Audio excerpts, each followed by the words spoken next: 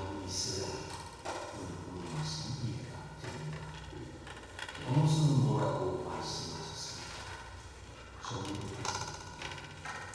이렇게 예배는 제물입니다.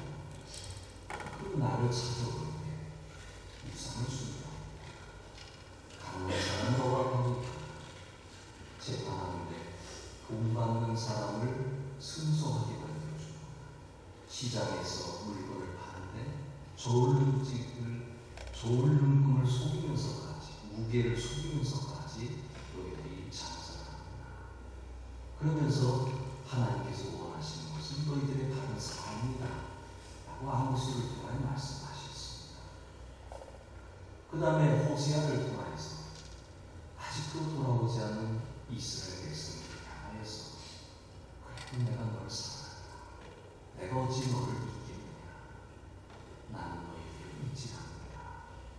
끝까지 사랑하시는 하나님의 사랑의 모습을 말씀했습니다. 그래도 돌아오지 않는다. 이사야 선지자를 통하여 너희들은 내가 누군지 알고 얘기한다. 너희들은 내가 누군지 알고 그렇게 생활하느냐. 너희들은 내가 누군지 알고 예비하느냐. 하나님의 거룩을 가지고 그들에게 말씀을 하셨습니다. 거룩하시나, 그분은 창조주시다. 그분은 세계를 주관하는 분이시다. 일반 신들과는 다른 분이시다. 하나님의 거룩에 대해서 얘기했습니다.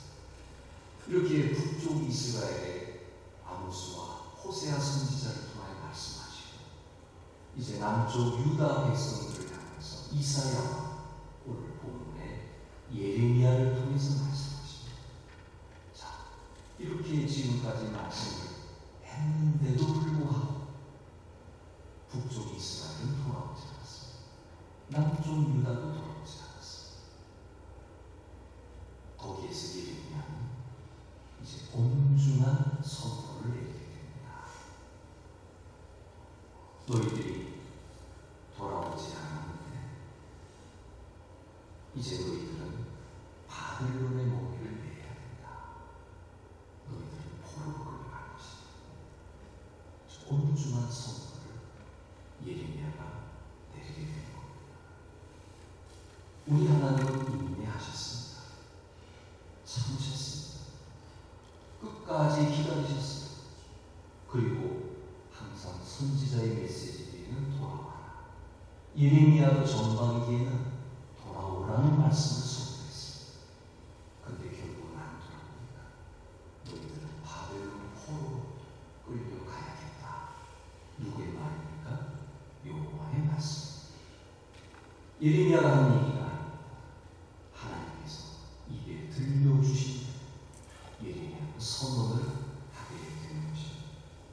어떤 사람이 산길을 가다가 표지판을 받습니다. 경고문구였습니다. 이 길은 위험한 길이니 올라가지 마세요. 무시하고 올라갔습니다. 조금 더 올라가니까 또 경고문구가 있습니다. 더 이상 올라가지 마세요. 위험합니다. 설마 무슨 일이 있겠어? 그리고 또 올라갑니다. 근데 높이 올라가면 올라갈수록 길이 험해지고 옆에는 계곡이 보이기 시작합니다. 험난한 길이 보이기 시작합니다.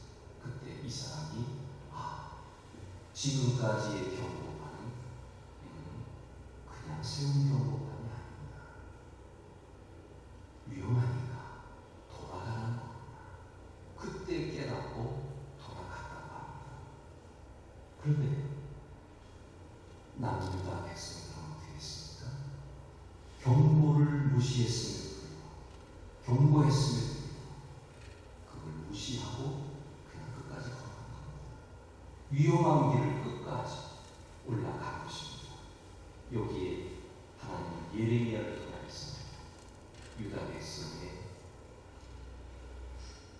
대한 심판을 말씀하십니다.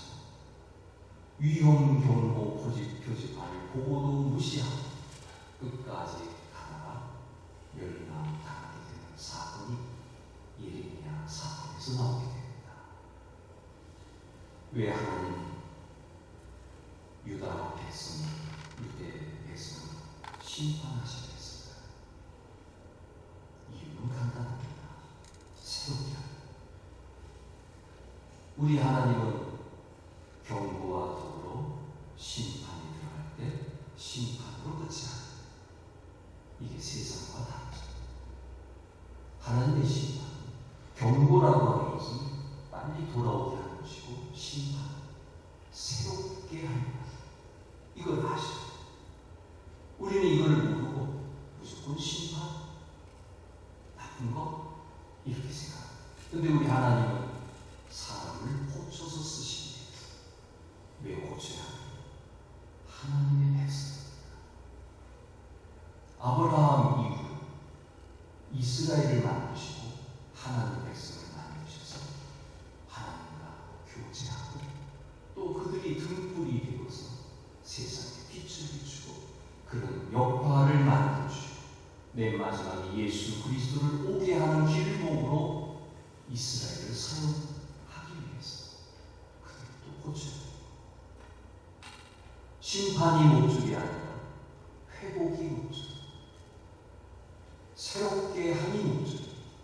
우리는 항상 생각해야 됩니다. 하나님께 신앙생활하면서 꼭 기억할 것은 내 신앙생활의 회복입니다. 나와 하나님과의 관계, 이게 중요한 거예요. 목적을 이루는 게 중요한 거예요.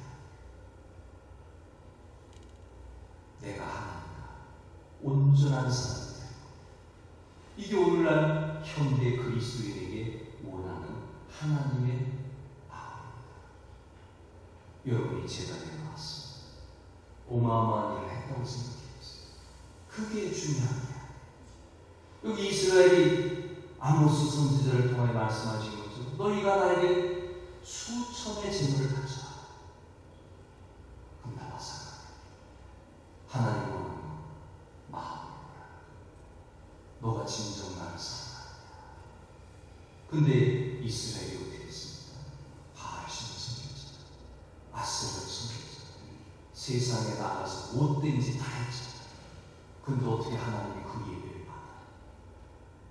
하나님이 원하는 것은 우리의 신실한 마음, 깨끗한 마음, 정직한 마음, 거룩한 마음, 이걸 원한다. 그러면 만사형통해요. 이걸 우리가 꼭 기억하셔야 됩니다. 우리 하나님은 세상 사람들처럼 아니면 다른 신들처럼 뭔가 보상을 원하는 분이 아니에요. 그냥 나와 만나자, 나와 교제하자, 나와 함께 살아가자. 우리가 주일날 교회 나올 때 품을 수 있는 마음은 내가 주님을 사랑하는 마음으로 나옵니다. 그리고 나에게 기도 제목이 있다면 그 기도를 들고 나오는 거예요. 하나님과의 철저한 관계 속에서 우리는 예배를 드리고, 그 예배에서 오직 하나님의 은혜를 받고 돌아가는, 하나님의 은혜를 베풀어 주셔야 합니다. 새롭게 대하기 하나님은 때리는 겁니다. 농부가 씨를 뿌린다. 싹이 보이지 않는다. 밭을 갈아엎겠습니다. 기다리잖아요. 햇빛을 쬐야 비가 와야 되고, 잡초가 뽑아야 되고, 그게 농사의 과정이잖아요. 나와 하나님과의 관계도 마찬가지.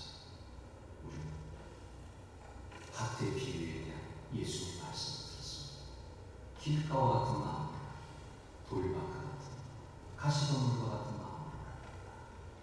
옥토와 같은 마음으로 나를 만나자. 30대, 60대, 100대 내가 주는 결실을 너희는 받아야 되지 않나. 하나님이 왜 옥토를 만드십니까? 하나님이 왜 밭을 개간하십니까?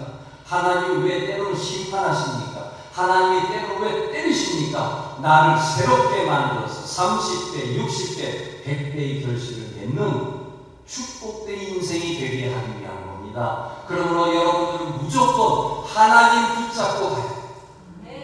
하나님 붙잡고 가야 돼요. 그리고 하나님께 교육을 받아야 돼요. 하나님이 쓰시고자 하나님은 만들어 가시는 것입니다. 예레미야는 심판의 선지자가 되기 전에 돌아오라. 그도 했습니다. 그런데 그의 메시지도 통하지 않죠. 이제 메시지가 전환이 되는 게 예레미야서입니다. 돌아오라가 아니라 가라. 메시지가 달라졌어요. 어디로 가라? 포로로 가라. 아주 구체적인 나라까지 지정해줍니다. 바벨론이 쳐들어올 것이다. 그러면 항복하고 그냥 바벨론에 끌려가. 이렇게 하나님이 예레미야 입술에 말씀을 넣어주셔서 예레미야가 그것을 증거합니다. 이때부터 예레미야는 눈물의 인물자. 이렇게까지 말씀하셨는데 이스라엘 우리 믿음이 더 강합니다. 하나님이 계시는데 성전이 있는데 우리가 왜 망해? 우리나라가 왜 망해? 이렇게 하니까 그들은 더 믿음이 강하게 잘못되게 되죠. 여기에 거짓 선지자들까지 가담을 하게 됩니다. 괜찮습니다. 하나님께서 우리를 지켜주십니다. 예루살렘은 무너지지 않습니다. 성전이 여기 있으니 우리는 안전합니다. 우리는 절대 망하지 않습니다. 이스라엘 백성들이 그렇게 신앙을 고백했고 거짓 선지자들이 그렇게 신앙을 고백했는데 왜 이게 가짜냐? 하나님이 하신 말씀이 요 시기에다. 요 시기에 아모스, 호세아, 이사야, 예레미야 요 시기를 거쳐온 요 시기에는 그 믿음이 통하지 않아요. 우리가 다 보지 않았습니까? 아모스서를 봤습니다. 호세아서를 봤습니다. 이사야서를 봤습니다. 다 보지 않았습니까? 그런 상태에서 하나님이 너희들은 안 된다. 새롭게 만들어야 된다. 그렇게 하시는데 아직까지도 정신을 못 차리고 우리는 누구의 말씀에 귀를 기울여야 합니까? 나에게 주시는 하나님의 말씀에 귀를 기울여야 설교를 듣는 사람들은 우리 교회죠. 여기 앉은 분들 생각이 다 다릅니다. 그리고 여러분들과 하나님과의 관계가 다릅니다. 저는 일반론적인 얘기를 합니다. 말씀을 가지고 그대로 전달합니다. 그러면 그 말씀을 받았을 때 여러분이 적용해 들어가야 됩니다. 내 자신에게, 내 상황에 맞게 지금 내 모습을 보면서 그 말씀을 하나하나 적용해 들어가야 됩니다. 어떤 사람은 감사가 나는 것이고 어떤 사람은 회개가 나는 것이고 어떤 사람은 충성이 나는 것이고 어떤 사람은 바른 삶을 살아야겠다는 생각이 나는 것이고 각자마다 이 말씀은 적용이 되어야 됩니다. 성도 여러분, 예레미야가 주신 말씀 끌려가야 합니다. 그 의미를 잘 깨달아야 됩니다. 남쪽 유다 사람들 이 의미를 깨달았어야 했습니다.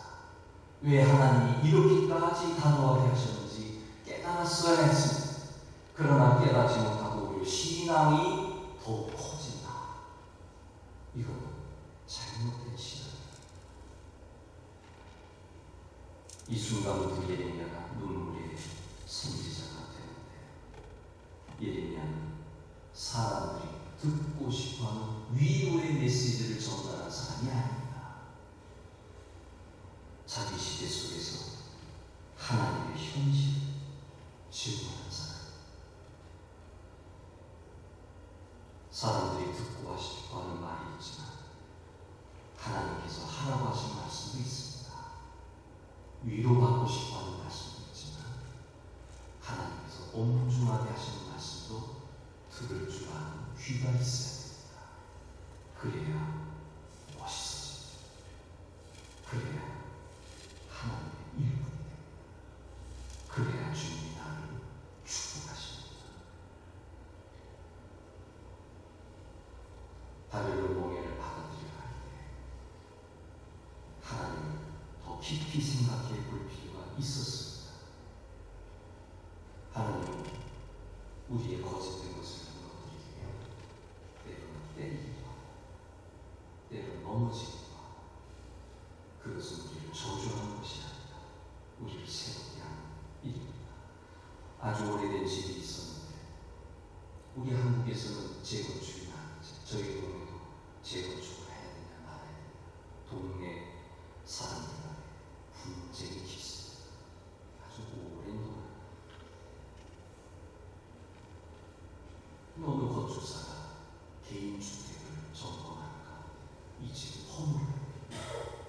집주인이 깜짝 놀랐어요. 왜요? 멀죠. 겉으로 보기에 멀쩡했거든요. 근데 진단서는 그냥 그리 같습니다. 이 집은 더 있다가 무너질 수밖에 없습니다. 그래서 집주인이 마음은 아쉽지만 전문가의 말을 듣고 허물었습니다. 그때 집주인의 마음은 그렇습니다. 전문가가 아닙니다. 후회가 됩니다. 그냥 잘 고쳐 살 거예요. 근데 전문가가 왜 허물까? 그냥 없애는 게 아니에요. 안전하게 하는 것이 새롭게 만들자고. 허무는 것 너무 두려워하지 마십니다. 하나님은 사람을 만날 때 완전히 바닥까지 꼬꾸라지게 하시고 사업도 쉽게 하게 하시고 병도 들게 하시고 계획대로 되지 않게 하시고 하나님이 새롭게 하려고 모습입니다. 그러니 우리는 당장 오늘의 오류 그것만을 생각할 것이다. 내가 하나님과 함께 걸어가는 사람이라면 내 삶에 있어서 어려움이 오면 왜 어려움이 왔을까? 하나님과 대화를 하는 그리고 기도하면 되는 거죠. 죄를 지은 다음에 잘못했음을 알고 기도하면 되는 거죠. 우리 하나님은 죄 자체를 뭐라고 하는 분이 아닙니다. 거기에서 돌아오라고, 회개하라고, 새롭게 하라고 그러는 것입니다. 이게 기독교의 복음입니다. 근데 우리는 이 복음을 오해할 때가 있습니다. 좀 새롭게 하라고 하는데 아까 보는 것처럼 나는 우리는 하나님에 대한 믿음입니다. 이 성전이 지켜질 거 거짓 예언자들에게처럼 괜찮아? 아니요. 그럼 괜찮아요. 빨리 새롭게 하기 위해서 노력을 해야 한다는 사실입니다. 하나님 건축가를 통해서 집을 새롭게 만드는 것이 하나님의 심판도 이와 똑같습니다. 하나님께서는 바벨론을 통해 예루살렘을 무너뜨릴 것입니다. 성전도 무너뜨릴 것입니다. 왕궁도 무너뜨릴 것입니다. 백성들은 바벨론으로 포로로 끌려가게 될 것입니다. 그런데 우리 하나님은 심판으로 끝나는 것이 아니라 그 다음 말씀을 또 보시기 바랍니다. 바벨론에서 10절에 예레미야 29장 10절에 바벨론에서 70년이 차면 내가 너희를 돌보고 나의 선한 말을 너희에게 성취하여 너희를 이곳으로 돌아오게 하리라. 우리 하나님은 다 목적이 있는 것이죠. 막연한 포로가 아닙니다. 돌아오게 하기 위한 포로입니다. 깨달아. 나를 붙잡아. 여러분, 신앙이 잘하지 않을 때는 단기 성대를 좀 가볼 필요가 있어요. 선교제 가잖아요. 그러면 믿음이 커집니다. 왜 선교사가 믿음이 커지는 줄 알아요? 아무것도 의지할 게 없거든요. 선교제 가면 말이 통하니까 대화할 사람이 있습니다. 내 마음과 책을 사서 볼 수 있습니다. 오직 하나님 앞에 선교사가 믿음이 큰 거예요. 의지하는 건 하나님밖에 없습니다. 근데 선교지에 가서도 하나님을 의지하지 않는 선교사가 있습니다. 그건 100%입니다. 아주 비참하게 싶다. 나에게 광야를 허락하셨다. 하나님 붙잡고 그러면 놀라운 은혜가 없어요. 여러분의 신앙생활에 그렇습니다. 광야를 거쳐왔습니다. 하나님 붙잡으세요. 그게 사는 길이에요. 하나님께 더 가까이 가세요. 하나님을 의지하세요. 그게 복 받는 길이에요. 그건 아무나 경험하는 게 아니에요. 그건 아무나 이런 일을 경험하는 거 아니에요. 여러분이 어려운 시절을 지나왔다고 말씀하실 때마다 내가 하나님을 더 붙잡았다. 이게 승리의 가는 길이에요. 그리고 더 멋있는 사람이 되는 것이에요. 더 하나님이 쓰는 사람이 되는 것입니다. 하나님께서 원하시는 것 심판이 아닙니다. 하나님께서 원하시는 회복입니다. 새롭게 하시는 무너뜨리면서 다시 세우겠다. 여기 예레미야의 복음이 있습니다. 하나님의 마음이 그렇습니다. 돌아와라, 돌아와라, 돌아와라. 내가 너희를 사랑한다. 내가 너희를 어찌 잊겠느냐? 내가 너희를 어찌 버리겠느냐? 하나님은 내가 하나님이 아니냐? 나에게로 돌아와라. 하나님은 계속 말씀하시는 가운데, 돌아오지 않은 가운데 심판하십니다. 바벨론으로 끌고 가십니다. 그런데 그걸로 끝이 아니라 그렇게 하는 이유는 너희를 회복하기 위함이다. 너희를 축복하기 위함이다. 너희들을 잘되게 하기 위함이다. 이런 말씀 속에 하나님의 마음을 읽으십니다. 하나님 나를 잘되게 하기 위해서 우리 하나님 같은 분 없습니다. 여러분, 하나님 정말 깊이 알아갈 수 있는 하나님 놀라운 분이라 하는 것을 깨닫게 됩니다. 하나님 정말 대단해요. 샘물과 같은 노예를 지금도 흐르게 하고 있었어. 내가 예수 믿었을 때 내 죄가 다 사함받았지만 하나님을 교제할 수 있는 그 길을 열어주셨지만 아직 천국에 가지 않았습니다. 살다 보면 이런 죄 짓고 저런 죄 짓고 하는, 또 다시 십자가 앞에 와서 잘못했습니다. 눈물을 흘리며 회개하면 예수님이 또 씻어줍니다. 이 죄 하나를 가지고 보면 죄뿐이겠습니다. 우리 인생도 마찬가지입니다. 우리의 삶도 마찬가지입니다. 하나님 앞에 와서 무릎 꿇고 하나님의 말씀대로 새롭게 되어지면 또 다시 시작하는 것이고, 또 하나님의 은혜가 폭포수처럼 부어주는 것입니다. 예레미야서 31장 31절에 내가 이스라엘 집과 유다 집에 새 언약을 맺으리니, 할렐루야. 하나님은 새로운 언약까지 준비하고 계십니다. 이제는 나의 복을 너희의 마음에 심어줍니다. 너희 속에 심어줍니다. 하나님은 돌아오게 하실 뿐만 아니라 돌아온 사람을 회복시켜주는데 그냥 사람들의 노력으로만 회복시켜주는 것이 아니라 하나님이 그들의 마음을 바꿔주는 거예요. 그게 오순절 마가의 다락방의 사건이라고 생각하면 됩니다. 오순절 사건을 통하여 마음이 새로워지기 시작합니다. 내가 노력해서 되는 게 아니에요. 내가 힘들여서 한 게 아니에요. 내가 여러 가지 공헌으로 하고 된 게 아니에요. 내가 여러 가지 노력을 통해서 내가 성화가 되는 게 아니에요. 성령이 내 안에 임하는 가운데 나는 그렇게 살고 싶고 죄 짓고 싶지 아니하고 하나님께 가까이 가고 싶고 하나님의 은혜 안에 살고 싶은 그 마음이 자연스럽게 솟아줘요. 아멘. 이게 새 언약이에요. 이게 새 율법이에요. 이런 율법 속에서 하나님이 살아갑니다. 또 예비하신 거예요. 또 준비하신 거예요. 그러니 우리는 하나님의 단면을 볼고요. 좀 깊이 있게 우리가 4명의 선지자를 봤지만 그 안에서 이루어지는 모든 과정을 통하여서 맨 끝에 심판은 이루어졌지